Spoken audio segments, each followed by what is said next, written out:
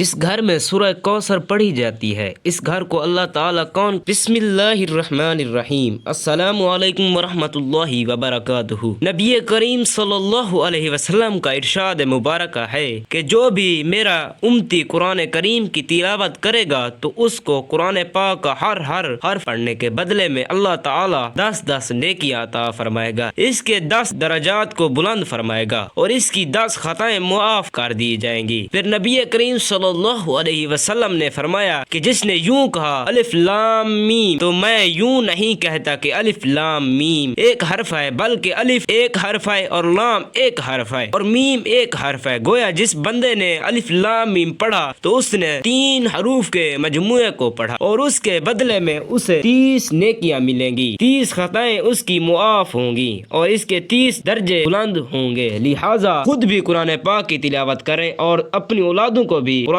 پاک پڑھنے کی ترغیب دیں تاکہ ڈھیروں نیکیاں حاصل ہو سکیں۔ ناظرین، آج کی اس ویڈیو میں ہم آپ کو سورہ کوثر کے ایسے 5 فائدے بیان کریں گے جن کو جان کر آپ حیران رہ جائیں گے کہ سورہ کوثر کو پڑھنے کے اتنے بڑے بڑے فائدے بھی ہو سکتے ہیں۔ جی ہاں، سورہ کوثر کے ان فائدوں کے بارے میں جان کر آپ بھی حیران رہ جائیں گے اور آپ بھی ان کے بارے میں سن کر حیران ہو جائیں گے، اور یقیناً اس ویڈیو کو دیکھنے والے تمام مسلمان یہ سوچیں گے کہ کاش اگر ہمیں پہلے ان فائدوں کا علم ہو گیا تو ضرور ہم سورہ کوثر پڑھنے سے اب تک ان فائدوں سے مستفید ہو چکے ہوتے۔ ناظرین، ویسے تو سورہ کوثر پڑھنے کی بہت ہی زیادہ فائدے ہیں، لیکن آج کی اس ویڈیو میں ہم آپ کے سامنے اس سورہ مبارکہ کے 5 بڑے اور اہم ترین فائدے شیئر کر رہے ہیں۔ یہ سورہ نبی کریم صلی اللہ علیہ وسلم پر کس موقع پر نازل ہوئی اور کیوں نازل ہوئی، اور ساتھ ہی ساتھ اس سورت کے فضائل بھی پیش کیے جائیں گے۔ سورہ کوثر کو پڑھنے سے دنیا میں کیا کیا فضائل اور برکات حاصل ہوتے ہیں، اس کا ترجمہ کچھ یوں ہے کہ اللہ کے پیغمبر یقیناً ہم نے آپ کو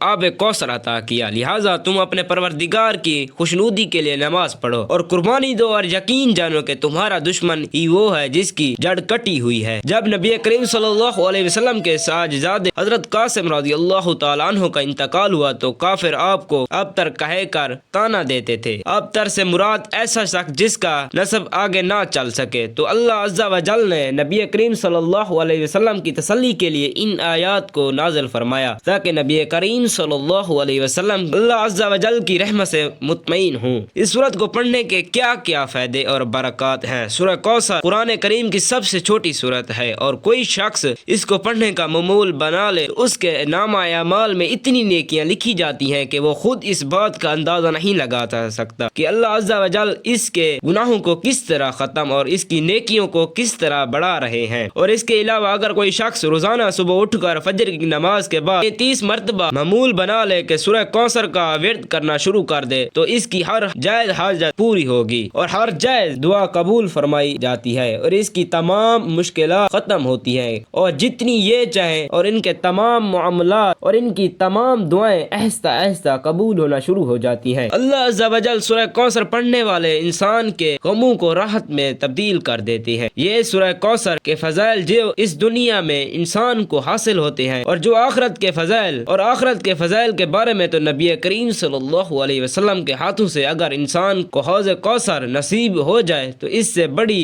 نعمت کیا ہوگی۔ نبی کریم صلی اللہ علیہ وسلم کی سنت پر عمل کرنے سے آپ کی ہر ایک سنت میں شفا اور برکت ہے اور جو شخص سنت کے ساتھ چلے گا یقیناً دنیا و آخرت اس کے لیے راحت کا سبب بنے گی۔ اپنے اعمال پر توجہ دیجیے، حقوق العباد لازمی پورے کیجیے اور حقوق اللہ کا بھی خیال رکھیے کیونکہ اللہ کبھی حقوق کے تلف کرنے والے کو پسند نہیں کرتے۔ قیامت کے دن اللہ تعالیٰ اپنے حقوق تو معاف کر دیں گے مگر حقوق العباد یعنی اللہ کی مخلوق کے حقوق جو آپ نے ادا نہیں کیے ہوں گے ان کو معاف نہیں فرمائے گا، ان پر آپ کو سزا دی جائے گی اور آپ کی نیکیوں سے ان حقوق کو ادا کیا جائے گا۔ سورہ کوثر قرآن پاک کی مختصر سورت ہے، اس میں صرف 3 آیات ہیں۔ اس سورہ کا شمار اور برقرار رکھنا مشکل نہیں ہے، یہ مکی سورت ہے۔ سورہ کوثر کے متعدد فوائد اور فضیلتیں ہیں۔ سورہ کوثر قرآن پاک کی سب سے محدود سورت ہے۔ یہ سورہ مسلسل بنی نوع انسان کی ترقی پر بحث کر رہی ہے، البتہ اس سورت کے صرف 3 بند ہیں۔ سورہ کوثر کے فوائد میں سے ایک فوائد دشمنوں سے بچانا بھی شامل ہے۔ اپنے دشمنوں کے خوف اور بدسلوکی کی نسبت ہجوم کو دور کرنے کے لیے سورہ کوثر قابل ذکر طریقوں سے آپ کی مدد کرے گی۔ فرض کریں کہ کوئی سورہ کوثر روزانہ متعدد بار تلاوت کرتا ہے اس سے اس شخص کے رزق میں اضافہ ہوتا ہے اور اس کی نقدی چوری سے محفوظ رہتی ہے۔ سورہ کوثر کے کچھ دوسرے فوائد یہ ہیں کہ یہ آپ کی حاجت کو پورا کرنے میں مدد دیتی ہے۔ شادی اور محبت کے معاملات میں مدد کے لیے سورہ کوثر سب سے زیادہ مفید ہے۔ سورہ کوثر کے چند فوائد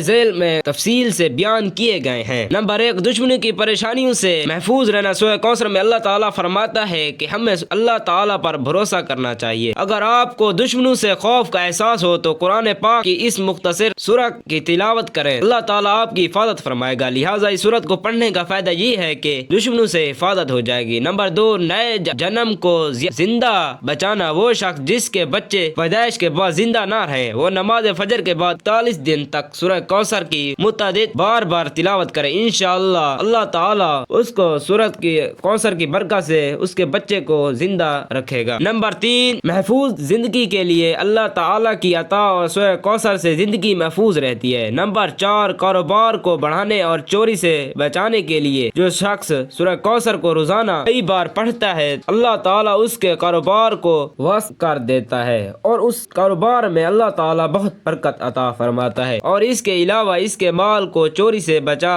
لے گا۔ نمبر 5، محفوظ مضبوط حافظے میں مدد کے لیے جو شخص سورہ کوثر کو 129 مرتبہ پڑھے گا اس سے ہمیشہ کچھ بھی یاد رہے گا اور اس کی قوت حافظہ محفوظ ہوگی۔ نمبر 6، شادی کے لیے مددگار۔ سورہ کوثر شادی کو برکت دیتی ہے۔ نمبر 7، محبت کے لیے مددگار۔ محبت کی شادی میں بھی سورہ کوثر فائدہ مند ہے۔ نمبر 8، اپنی نماز ختم کرنے کے بعد 21 کالی مرچ اپنی ہتھیلی پر رکھے تو نمبر 2، سورہ کوثر کی تلاوت کے بعد کالی مرچ کو پاؤڈر میں پیس دیں۔ نمبر 3، کالی مرچ کا پاؤڈر کھانے میں استعمال کریں۔ نمبر 8، خواہش پوری کرنا۔ اگر کسی شخص کو کسی خواہش کی ضرورت ہو تو سورہ کوثر کی حاجت پوری کرنے کے لیے سب سے زیادہ فائدہ مند ہے۔ نمبر 9، زندگی میں کامیابی حاصل کرنے کے لیے روزمرہ کی زندگی میں ترقی کے لیے 33 مرتبہ سورہ کوثر کی تلاوت کریں۔ نمبر 10، اللہ تعالیٰ کی رحمت حاصل کرنا۔ سورہ کوثر کی تلاوت سے اللہ تعالیٰ سے عزت کی اپیل اور رحمت حاصل کیا جا سکتا ہے۔ اللہ تعالیٰ ہمیں نیک اعمال کرنے کی توفیق عطا فرمائے اور ہمیں نیکوکاروں میں شامل کرے، آمین ثم آمین۔